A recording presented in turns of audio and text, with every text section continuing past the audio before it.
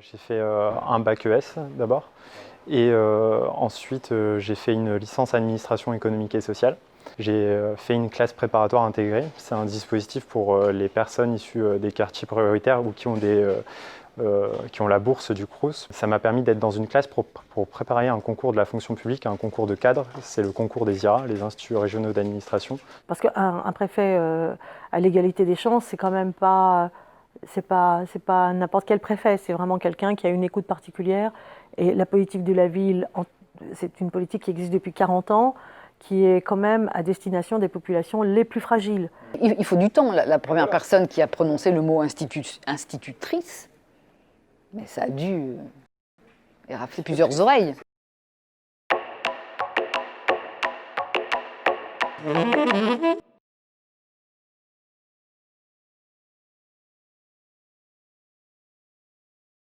J'étais sur les bancs de la fac à Arras et on avait un cours de politique. Et c'était par le directeur de cabinet du maire d'Arras, Frédéric Le Turc. Et ça m'intéressait, le sujet de la politique m'intéressait. Et à la fin du cours, j'ai été voir le professeur pour lui dire Monsieur, voilà, je suis intéressé par votre cours et ça m'intéresserait de voir ce qui se passe dans l'administration, comment c'est concrétisé au sein d'un cabinet, parce qu'il y a un sujet politique au cabinet. Et je veux dire, je suis allé à la rencontre de cet enseignant et qui m'a dit mais je vais te prendre en stage 2 semaines pour que tu fasses un test, pour que tu vois comment ça se passe. Et ben ça m'a vachement plu.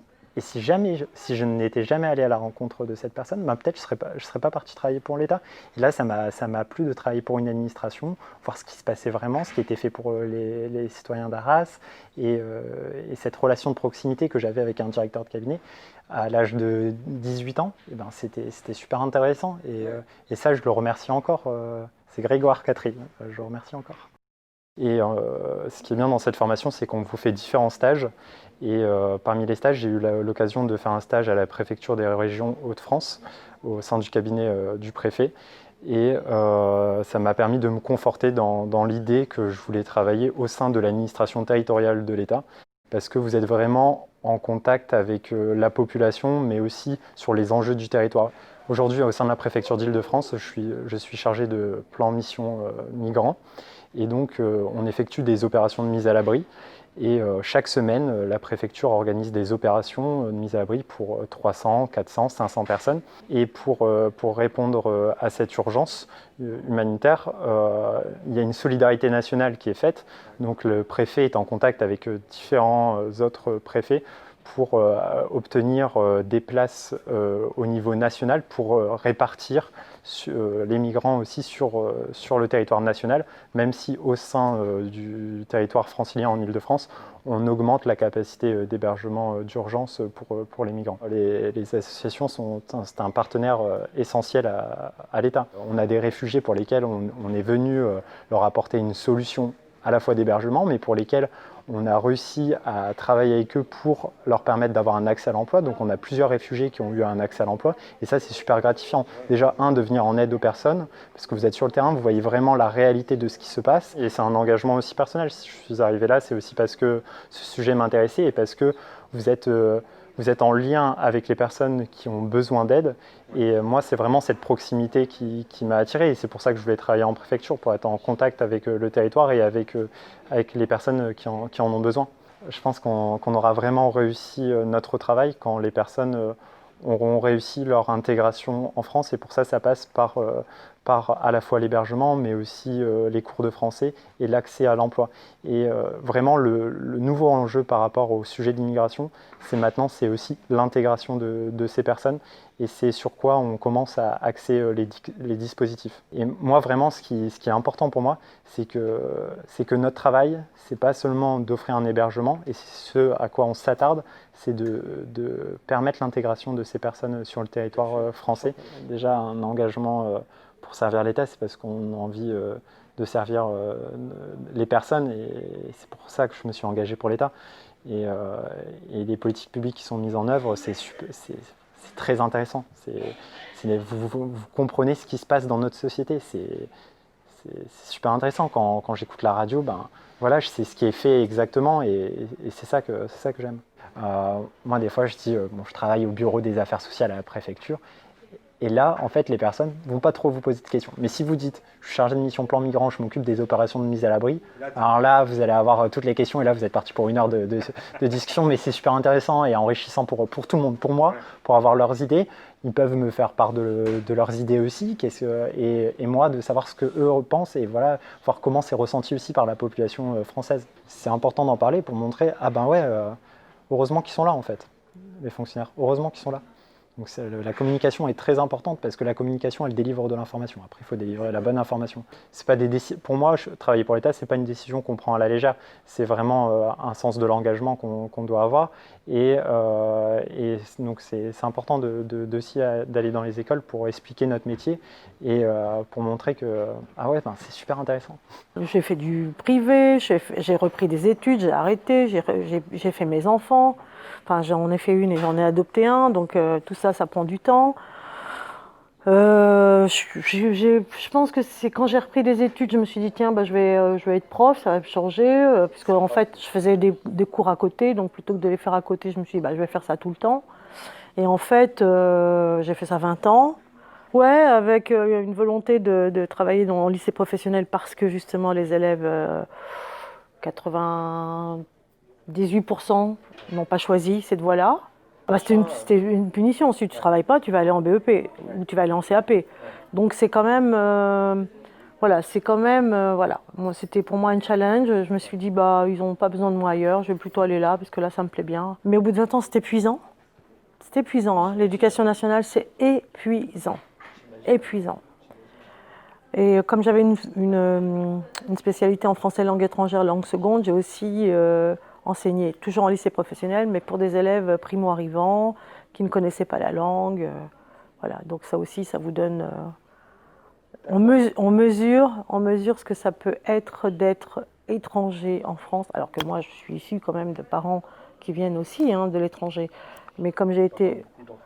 Ouais, mais moi je suis née en France, j'ai fait mes études en France, donc je n'ai pas les difficultés que ma mère pouvait me raconter, par exemple.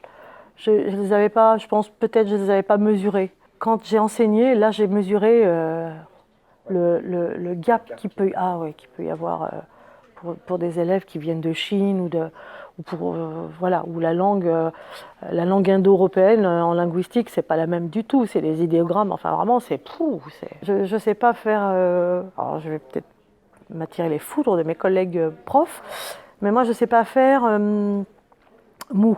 Donc quand je prends un élève, je le prends tout le temps, je m'en occupe tout le temps, et de fait, c'est un peu épuisant. Je ne connais pas d'élèves pas intéressants, je ne connais pas d'élèves nuls.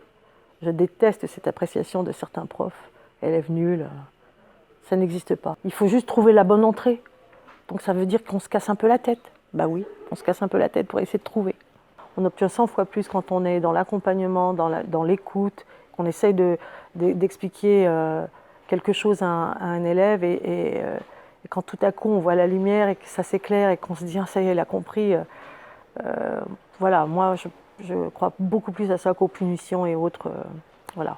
Alors, un délégué du préfet, c'est quelqu'un qui a pour mission de suivre, de proposer dans le cadre de la politique de la ville, auprès des personnes qui œuvrent auprès des personnes les plus fragiles, les très éloignées, les familles monoparentales, les personnes étrangères, les anciens. On accompagne des associations qui œuvrent auprès d'elles pour leur donner des subventions, leur accorder des subventions pour travailler dans des dispositifs qui les aident à maîtriser la langue, à faire du sport, à avoir des loisirs, à partir en vacances, à saisir leurs droits quand ils en ont, à avoir un cadre de vie agréable, on travaille avec les bailleurs. Voilà. Et ça, c'est du côté des associations. Et du côté du préfet, on fait remonter des problématiques quand il y en a, en leur disant attention, là, sur ce quartier, il y a beaucoup trop de difficultés avec, par exemple, moi, sur le 11e arrondissement, sur 18 hôtels sociaux, j'ai 12 hôtels sociaux dans le quartier prioritaire, avec un hôtel social rempli d'enfants seuls, mineurs, étrangers, isolés. Ça fait 40 ans. Donc ça veut dire que ce sont des personnes qui n'en ont pas entendu parler, ou si peu ou si mal, qu'elles n'ont pas idée que, par exemple, sur des actions que mènent certaines associations, ce sont des subventions que l'État finance, aux côtés des villes, bien entendu. Je pense que la fonction publique, c'est quand même des métiers d'engagement, à tous les niveaux. À tous les niveaux. Moi, je trouve qu'on a vraiment un panel de personnes qui sont quand même vraiment très engagées, qui sont dévouées, qui donnent de leur temps, beaucoup. Donc, soyons attentifs aux autres. Qu'est-ce que c'est d'autre, un alter ego, qu'un autre soi-même? C'est quoi d'autre? Mais je reviens à ce qu'on se disait tout au début, il y a une part de l'éducation qu'on a reçue de ses parents qui ressort toute notre vie. J'ai la moitié de la carrière dans le privé, la moitié dans la fonction publique. Je suis une jeune fonctionnaire. Pourquoi ça fait Parce que ça fait... non, parce que j'ai été contractuelle pendant longtemps. Je fais partie de ces personnes qui ont été sauvadéisées à un moment. Ça fait 15 ans que je suis dans le secteur droit des femmes.